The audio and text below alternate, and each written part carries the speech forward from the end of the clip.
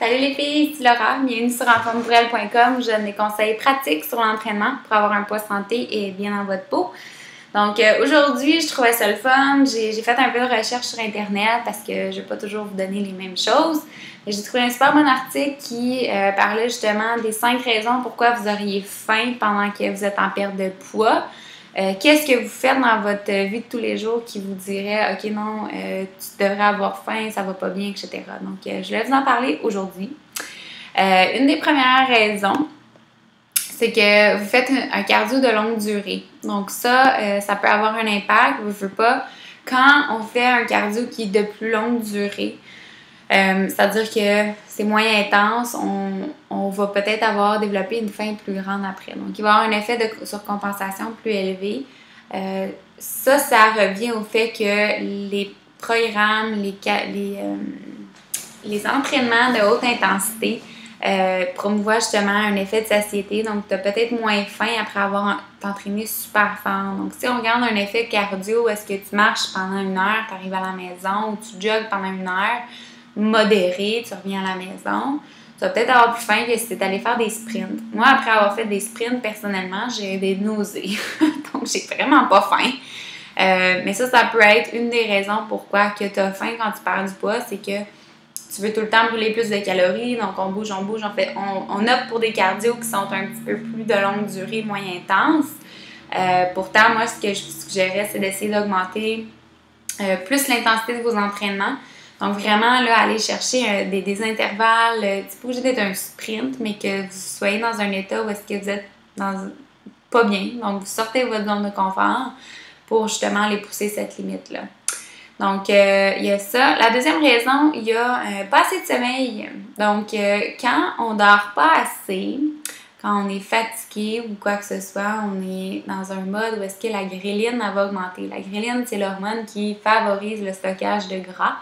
Donc, ce qu'on veut normalement, c'est la leptine. Ça, c'est super important parce que c'est hormonal. C'est pas quelque chose qu'on peut nécessairement contrôler.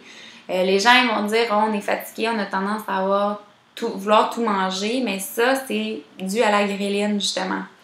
Donc, tu sais, quand on dort pas, on est fatigué, ça ne tente pas de faire grand-chose dans la journée, on est plus tenté à manger. Ça, c'est sûr que ça va dépendre de chaque personne. Là, c'est pas, dès que tu dors pas, tu vas manger plus.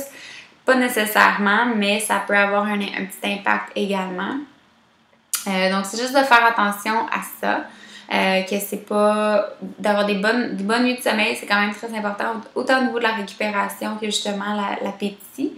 Puis aussi, vous voulez, pour bien dormir, il y a plusieurs façons. Dans le fond, en fait, j'ai fait une capsule par rapport à ça, mais limiter tout ce qui est télé, des sons, tout ce qui est audiovisuel, avant de vous coucher, les ordinateurs, au moins une demi-heure à 45 minutes avant de se coucher, justement pour éviter, ça peut perturber votre sommeil. Donc, la lecture, c'est quand même très bien. Vous êtes plus prendre un bain, vous êtes dans un mode relax, ça va peut-être vous aider à vous endormir plus rapidement et profiter d'un bon sommeil par la suite également. La troisième, ça c'est quelque chose, c'est de sentir les aliments, dans le fond tout simplement, de voir ou de sentir des aliments, ça crée une faim. Quand on est en perte de poids, on a une tendance à avoir une senteur, une odeur plus accentuée, c'est-à-dire que si une tarte aux pommes qui est en train de se faire chez les 10 voisins plus loin, tu vas le sentir quand tu es en perte de poids.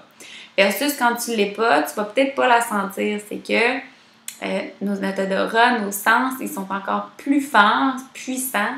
Puis ça l'aide pas non plus parce qu'on veut manger encore plus parce qu'on est en perte de poids. Donc, c'est dommage. Mais c'est dans nos cours au bac, on a appris justement ça, que quand tu es en perte de poids, tout va contre toi. C'est-à-dire que ton corps ne veut pas être en perte de poids, fait qu'il va tout faire pour que tu manges. Puis ça, c'en est un signe, c'est que dès que tu vois ou tu sens quelque chose, mais tu vas avoir ce désir-là. Donc, ce que je peux vous dire, c'est de ne pas avoir d'aliments qui peuvent vous faire prendre du poids dans la maison. Donc, tout ce qui est transformé, biscuits, muffins, tout ce qui est dense en calories, enlevez ça tout de suite. Si c'est pas là, vous allez peut-être avoir une tendance à moins manger. Donc, ça, c'est les 3. Il en reste 2. Je vais vous parler de ça dans la deuxième capsule. Puis, la deuxième capsule est réservée aux membres. Simplement aller au www.enfantspourelle.com/abonnement pour devenir membre. Donc, je vous vois tout de suite. Bye!